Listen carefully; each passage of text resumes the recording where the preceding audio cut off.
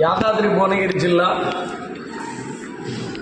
ఇక్కడ ద్వామా ఆఫీసు దగ్గర తెలంగాణ వ్యవసాయ కార్మిక సంఘం జిల్లా కమిటీ ఆధ్వర్యంలో జిల్లా వ్యాప్తంగా పిట్టలరాగా రాలిపోతున్న జాతీయ గ్రామీణ ఉపాధి హామీ కార్మికులకు వడదెబ్బతో చనిపోతూ ఉన్నారు. చనిపోయిన కూలీలందరికీ 25 లక్షల రూపాయల ఎక్స్గ్రేషియా ఇవ్వాలని తెలంగాణ వ్యవసాయ కార్మిక సంఘం జిల్లా కమిటీ ఆధ్వర్యంలో పీడీ గారికి మెమోరాండం ఇవ్వడం జరిగింది. ఈ సందర్భంగా పీడీ గారి దృష్టికి ప్రధానంగా ఏదైతే పని ప్రదేశాల్లో కూలీలు పనిచేస్తూ ఉన్నారో అక్కడ నీడ కోసం టెంట్లు వేయాలని, తాగడానికి మంచినీళ్ళు ఇవ్వాలని, మెడికల్ కిట్తో పాటు ఓఆర్ఎస్ ప్యాకెట్లు అందించాలని ఇలా తెలంగాణ వ్యవసాయ కార్మిక సంఘం తరఫున ఈ ప్రభుత్వాన్ని మేము డిమాండ్ చేస్తూ ఉన్నాం.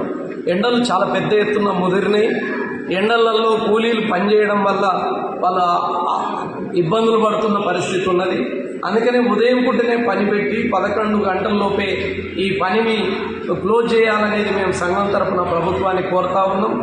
గతంలో జాతీయ గ్రామీణ ఉపాధి హామీ చట్టం వచ్చినప్పుడు పని ప్రదేశంలో టెంట్ వేసేవాళ్ళు, తాగడానికి నీళ్ళు ఇచ్చేవాళ్ళు, ఏదన్నా ప్రమాదం జరిగితే ఇబ్బంది జరగకుండా మెడికల్ కిట్ ఇచ్చేవారు. కానీ మోడీ ప్రభుత్వం వచ్చిన ఈ 10 సంవత్సరాల కాలంలో ఈ మౌలిక వసతులు అనేటివి మొత్తం కూడా తీసేసారు. నీళ్లకు డబ్బులు ఇచ్చే పరిస్థితి లేదు, పనిముట్లు ఇచ్చే పరిస్థితి లేదు. గతంలో గడ్డపార మొనబెట్టుకోవడానికి డబ్బులు ఇచ్చేది అది కూడా తీసేసారు. దూరం ఉంటే ప్రయాణానికి కూడా ప్రయాణ ఛార్జీలు ఇచ్చేది అది కూడా తీసేసారు.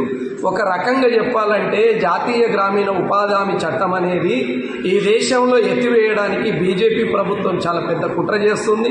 కూలీలు పనికి పోతే రోజు కూలీ ఎంత వస్తుందో కూడా తెలియని పరిస్థితులలో ఉంది. గతంలో ప్లే సిప్పులు ఇచ్చేవారు, ఇప్పుడు ప్లే సిప్పులు లేవు. ఏమనంటే కాగితాలు లేవు, కాగితాల ఖర్చులు లేవు అని చెప్తా ఉన్నారు అధికారులు. ఇప్పటికైనా ప్రభుత్వము జాతీయ గ్రామీణ ఉపాధి హామీ కార్మికుల సమస్యలను పరిష్కారం చేయాలని మేము కోరుతా ఉన్నాం. గ్రామాల్లో కూలీలు పనిచేస్తేనే ఈ ప్రభుత్వం ముందుకు పోతుంది, గ్రామ సీమలు బాగుంటేనే ఈ దేశం పచ్చగుంటుంది. అందుకని గ్రామంలో ఉన్న వ్యవసాయ కూలీలు, గ్రామీణ పేదలు, జాతీయ గ్రామీణ ఉపాధి హామీలో పనిచేస్తున్న వాళ్ళందరికీ మౌలిక వసతులు కల్పించి వారం వారం డబ్బులు ఇచ్చి కనీస కూలీ ఇవాళ 800 రూపాయలు ఇవ్వాలని, 200 రోజుల పనిదినాలను కల్పించాలని తెలంగాణ వ్యవసాయ కార్మిక సంఘం జిల్లా కమిటీ తరఫున ఈ ప్రభుత్వాన్ని మేము డిమాండ్ చేస్తూ ఉన్నాం.